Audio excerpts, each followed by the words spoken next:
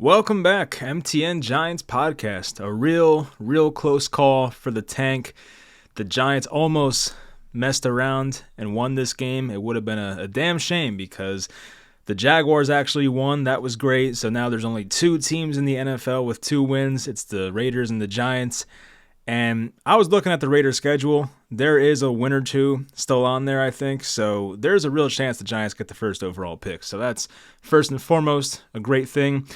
This game was wild. Just the typical Giants game of the past, since 2017. Of course, we had 2022, but a lot of bad football over those years. And this was a game that the Giants honestly should have won. I'm happy they didn't, obviously, but you look at the way it played out, the score, Derek Carr going down, and the Saints gave the Giants a chance to come back and have that field goal. It was blocked from 35 yards out, and the Giants somehow did not win this game, or at least go to overtime. So there was a lot that happened in this game, and even before the game, I want to go over that quote.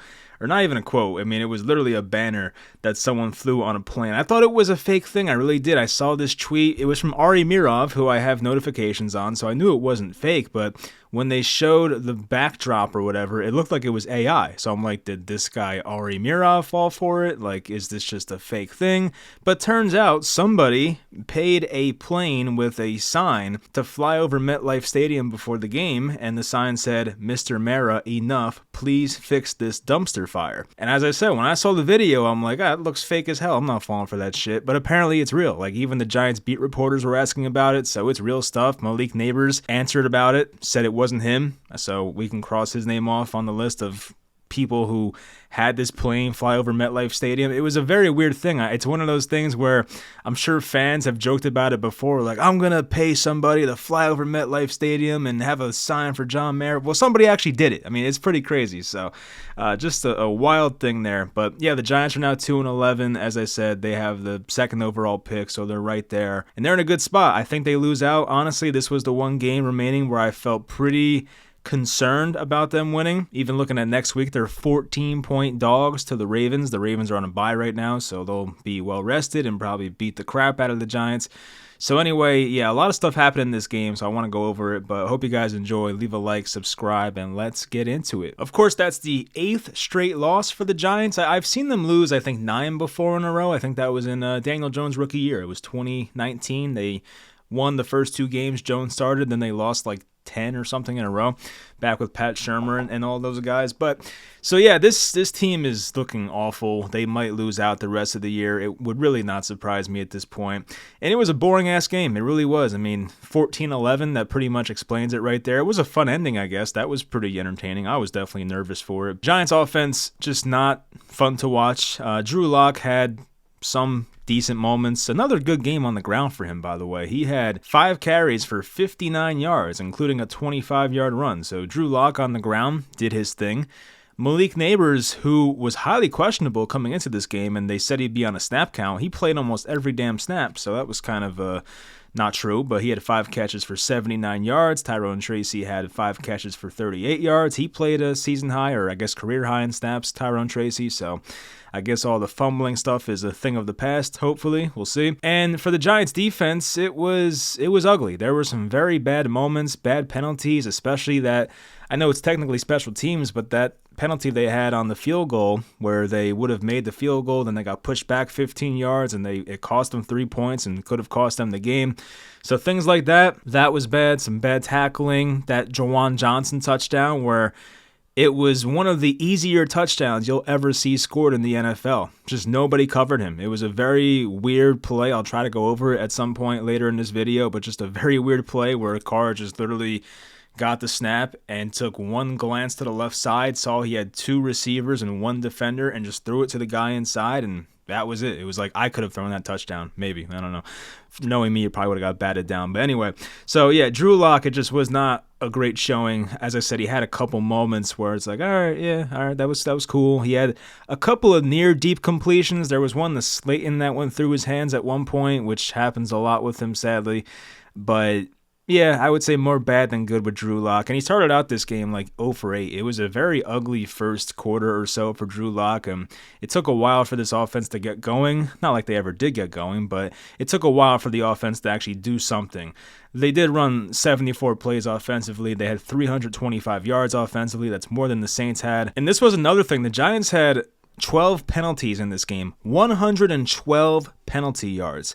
I saw a stat on the TV that I sound like an old man saying that. I saw a stat on the TV. No, so I saw a stat watching the game that this was the first time since 2018. So once again, going back 5-6 years, whatever, since the Giants had back-to-back games with 10 plus penalties. So last week they had 10 plus penalties, I guess, against the Cowboys. And in this game versus the Saints, they had 12 penalties. And some, as I mentioned, were horrible. That one with the field goal, I forget who the guy was who committed the penalty, just one of those like end of the roster guys. I have his name in my notes section, but yeah, that was awful. Of course, there was a missed field goal on the block. Only one turnover on the interception to Demario Davis. A weird play where he looked like he gave himself up and then started kind of jogging towards his own sideline, then took off and was like, nah, I was trying to score the whole time. So a weird play, but it was blown dead. And I thought at that point the game was over. I was kind of tweeting like the game was over, and it actually almost came back to bite me in the ass. So don't take early victory laps. That's the lesson learned right there. And the Giants were also 5 for 19 on third down. The Saints were not much better. They were 5 for 15, but still, I mean, that's pretty awful. So let's go through the game and what happened. I talked about the plane. I talked about Drew Lock starting out the game 0 for 8. Blake Grupe, the Saints kicker, missed a 53-yard field goal. Killed me for fantasy today. Freaking hate that guy. They had a 9-play, 98-yard drive, the Saints. This was their longest drive since September something, I think it was week 1 of 2016. And I remember a play. I think this was the Brandon Cooks like 99-yard touchdown. I kind of remember this happening now. But it was a great game. Raiders Saints week 1 2016. I think it went to overtime, or maybe it was like a 2-point conversion. But yeah.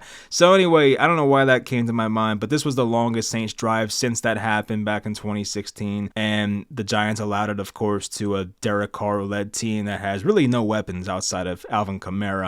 There were some bad missed tackles on the final 2 plays of that drive. There was that one toss to Kamara where he was not touched for like the first 12 yards of his run. Can't have that.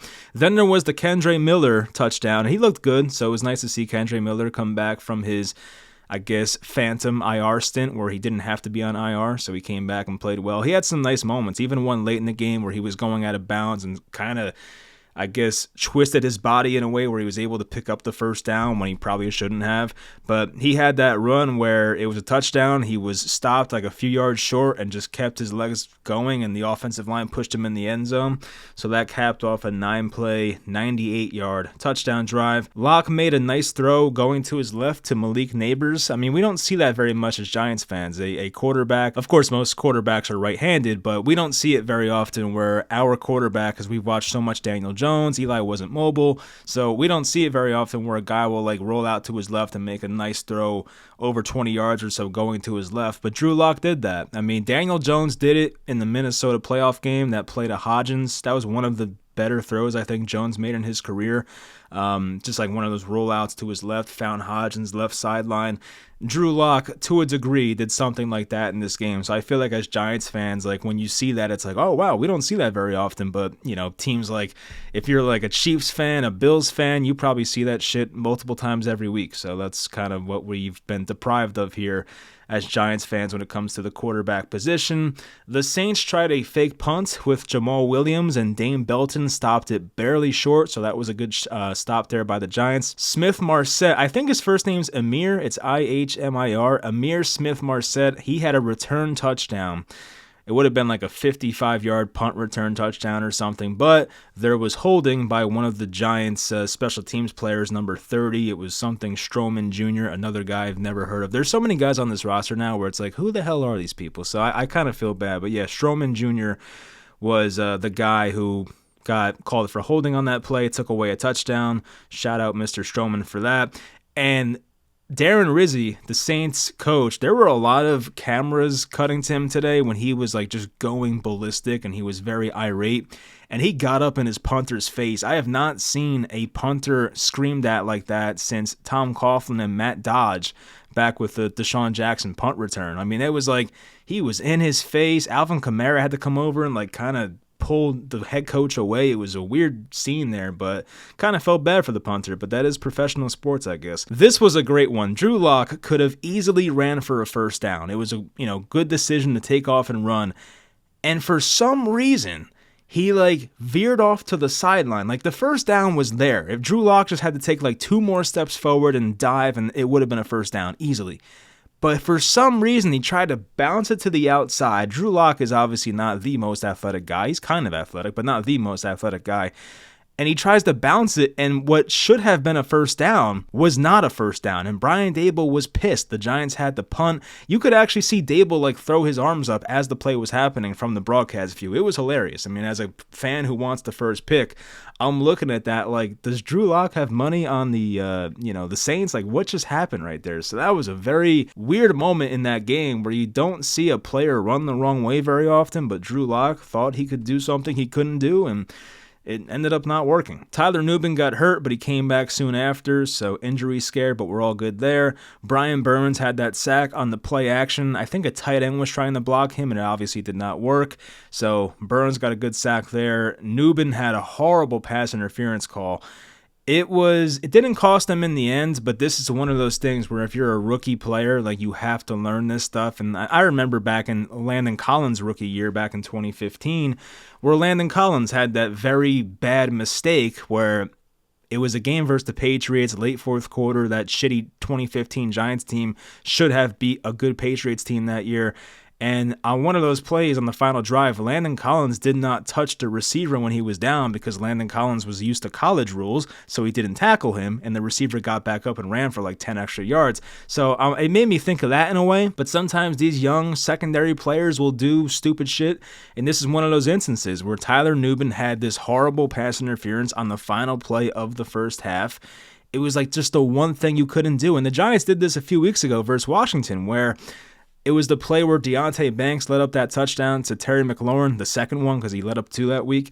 But it was like the only thing that Jaden Daniels could have done was throw the ball in the end zone on that play, and like he still bit on a double move and got beat for a touchdown. It's like just the way these guys are coached, I don't know what it is. It just does not make me feel good about the future of this team and Brian Daboll, and like I think it's Jerome Henderson's the secondary coach. Like it just does not make me feel good about what they're teaching these guys. But the 60-yard field goal was blocked, so it really went for nothing. But that's one of those things where you watch a young player like Nubin and you're like, that can't happen. So that has to be ironed out next year. Like just dumb stuff like that. It cannot happen. Early third quarter, John Runyon got injured. I think it was an ankle injury. I do not believe he came back because I saw a lot of Josh Ezeudu in the second half. Trey Hawkins had his first career interception. It was a deep ball.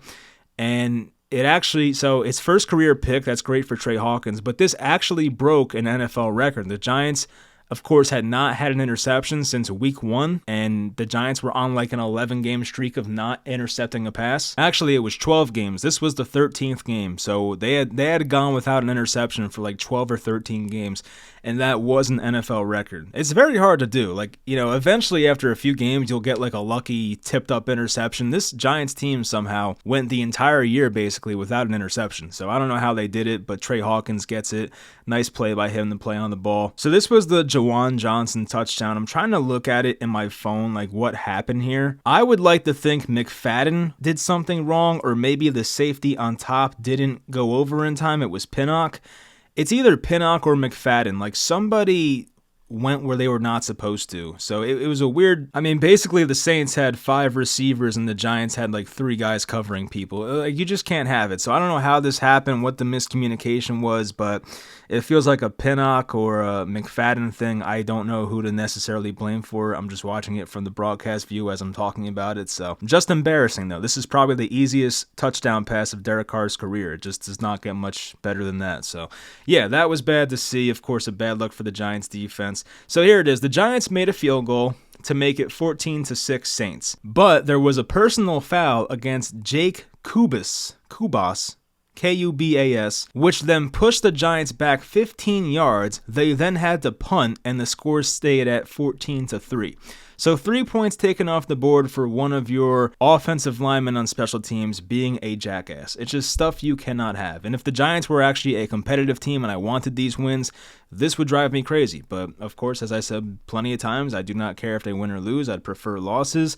This, as I said before, was the first time with 10-plus penalties in back-to-back games since 2018. First year of Pat Shurmur, last full year of Eli, starting a long time ago. The Giants had a 13-play, 82-yard touchdown drive. It was capped off by the Tyrone Tracy weird play where they stopped him short on the field, and then like 10 seconds later, they kind of came down from the booth and were like, oh, by the way, he was in touchdown Giants. A very weird way to do it with this billion-dollar industry, but at least they got it right. Neighbors caught the 2-point conversion. It was a weird play where Neighbors was open for a bit, just sitting down, waiting for the ball in the end zone, locked through it late, as he often does. It got popped in the air, and still Neighbors came down with it. It just popped up, landed in his arms, and Giants got a 2-point conversion, making it 14-11. There was the big Micah McFadden run stop on a 3rd and 1 toss play to Jamal Williams. I do not know why the Saints ran a toss play in that situation. You have a big back like Jamal Williams. For some odd reason, you run a toss play with him. I just don't get it. There's no Dexter Lawrence on the field. I just, I don't know. So I'm not the coach, but whatever. So that was stopped by McFadden. McFadden had 5 tackles for loss in this game, so McFadden actually played very well. Still don't understand that play call at all for the Saints. There was an offensive delay of game right after a Darius Slayton catch, so a 1st and 10 goes to a 1st and 15. Drew Lock was intercepted on 4th down. The Saints went for a surprising pass play. You thought for sure in that situation they would try to run the ball. I'm trying to see exactly when this was. So it was Jake Haener on a 2nd and 9 at midfield, 1:39 to go in the game. He rolled out to his left. Kayvon Thibodeau was all over it, got himself a sack, so that's nice to see there from Kayvon. The Giants got the ball back with about 1 minute and 20 seconds to go. Neighbors almost made this great back shoulder catch. It looked like he caught it on the broadcast view, but it fell incomplete. Then it got to 4th and 10. Giants on their own 40. You're thinking this game's over. Drew Lock has that 25-yard run, and the Giants are pretty much back in field goal range. Then Malik Neighbors has that 23-yard catch where he probably catches it like 10 yards and picks up an extra 13 or so with yards after catch. It looked like it, he might have ran it in for a touchdown for a second. Thank God he didn't. But that was like the last big play for the Giants offense. This one play will be forgotten about. It was a 2nd and 15 on the Saints' 17-yard line. And Wan'Dale Robinson, there was a split second where it looked like he was going to catch that touchdown. I forget who batted this ball down in the end zone, but it might have been Zamario Davis, actually. But someone in the end zone on the Saints batted this ball down, and I thought for a second holy crap, the Giants might have just won this game. So I would have been devastated. So I clearly would have been devastated if that happened. But anyway, 11 seconds to go, 4th and 15 on the Saints 17, a 35-yard field goal, and the Saints former first-round pick Brian Bresee blocked the field goal. Just a really I think there's a rule that you can't use someone else to jump over the center or jump over the offensive line to block a kick. Bresee didn't use anything. It was just a clean jump over. He got a hand on the ball, and he almost still made it, Graham Gano. It was actually kind of close, an extra couple feet higher, and it might have actually squeaked in. So it got blocked, and that was it. The Giants found a way to lose that game when they honestly should have won the game. They had so many penalties. They were facing the Saints backup quarterback for the last however many minutes it was. I'm trying to see when it happened. Oh, it was late in the game. So Derek Carr, with 4 minutes to go in the 4th quarter, got hurt. That's when it happened. It was a 9-yard run. He decided to go airborne and try to be like Superman for a team that had 4 wins, which, hey, shout out Derek Carr. I definitely earned some respect. He earned my respect today a little bit. So his year is probably over with a fractured hand I saw, so that sucks. But the Saints are now up to 5 wins. I'd be surprised with that group if they win another game. Although they do play the Raiders, so there's a chance that maybe they get one. Speaking of the Raiders, I do want to see their schedule and what they have going on the rest of the year. And I do want to kind of predict what I think will happen the rest of the year with the first overall pick. So as I said, first overall pick right now is the Raiders. Giants are second.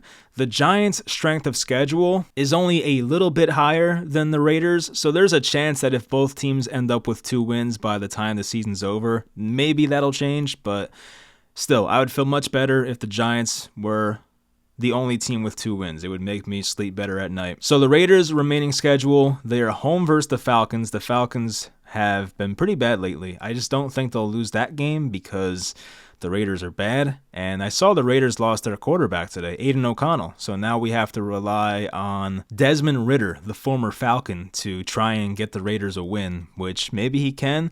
There are some winnable games, as I said. So the game versus Atlanta, they'll probably be underdogs by, 5 or 6 points at home next week. But after that, they're home versus Jacksonville. That's a game they can win. So the Raiders are hosting the Jaguars. That could be a win for them possibly. After that, they're at the Saints. So an indoor game.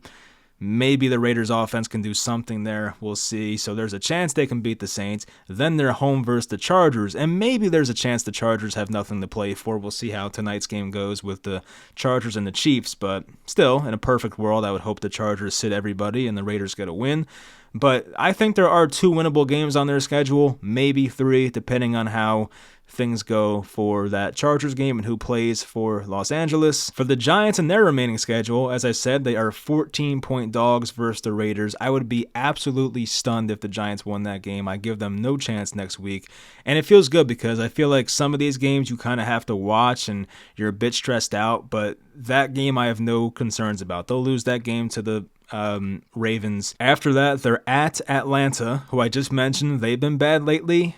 I don't think they're Giants bad. They still have like a good enough roster there, and the Giants clearly don't. So I think the Falcons will win that game. I don't know if it'll be by a lot. I definitely have more faith in the Ravens to win as compared to the Falcons, but I still think Atlanta could beat the Giants. This one's a little scary. They're home versus the Colts. Without Dexter Lawrence, I feel better about because the Colts are a team that they want to run the ball. Like that's their identity. Like they want to run the ball with Jonathan Taylor and Anthony Richardson. Like if those guys are healthy for that game and the offensive line's healthy, I'll feel good about the Colts' chances of winning that game. I think they can hold the ball for a majority of the game, kind of just work their way up the field. Their defense is not too impressive, so I have a little bit of concern there, but I don't know. I think the Colts will win. I'm not too concerned about it, but we'll see. And then, of course, the Eagles. The Eagles are possibly playing for a 1 seed, which is big now because the only team that gets a bye now in each conference is the 1 seed. It used to be the top 2. They changed that a few years ago, so that might bode well for the Giants, especially if the Lions lose another game, which they've been flirting with that lately, so we'll see if they actually do lose. But so the Eagles may have to play their guys the final week. We'll see if they do or not. They won't have to for our division. I'm pretty sure they'll win the East regardless. But if they're playing for the first overall seed, which could happen, then the Giants, they'll probably lose that game. So I think the Giants finish out the year 2-15. I really do. I think there's a very solid chance it happens. And for those of us who want a franchise quarterback, that's great. It's the Giants' 100th season, so maybe this is a special season where the Giants get a special player in the draft, I hope. I saw a Dan Duggan tweet of who the Giants had on the field for the fourth quarter. It is so disgusting. Like, if you're a Giant, like a pretty diehard Giants fan, you probably don't even know some of these names. I'm seeing some of these names for the first time. So the Giants' fourth quarter personnel on defense was Elijah Chapman, who we know, Elijah Garcia, who I think made a good play I think it was last week he made a good play. I forget. It might have been this week. I forget now. Corey Durden, Timon Fox, who we've known, of course, Patrick Johnson, Micah McFadden, Darius Muasau, Adoree Jackson, Greg Stroman, that's the guy I was talking about before who had the hold on the punt return, Jason Pinnock, Dane Belton. There were also the offensive line to close out the game was Josh Ezeudu, left tackle, Aaron Stinney at left guard, Greg Van Roten at center. I saw JMS got injured at one point.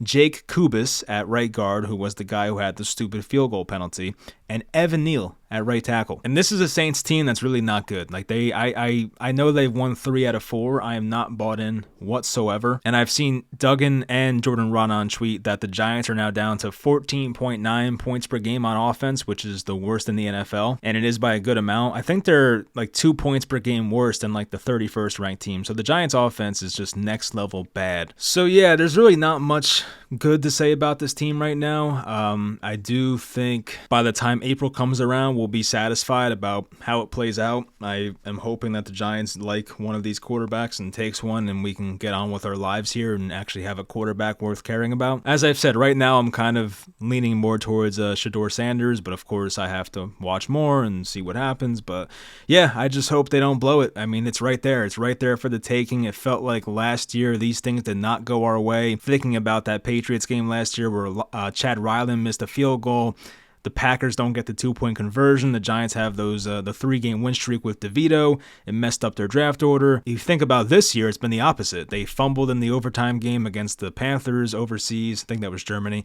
And then this game today, where it looks like for sure they would go to overtime and pull out a win, they have a field goal blocked from 35 yards. So everything went wrong last year when they should have been losing. This year, everything's going right. So I know it's a worse quarterback class. I wish last year they actually tanked because Drake May looks so damn good.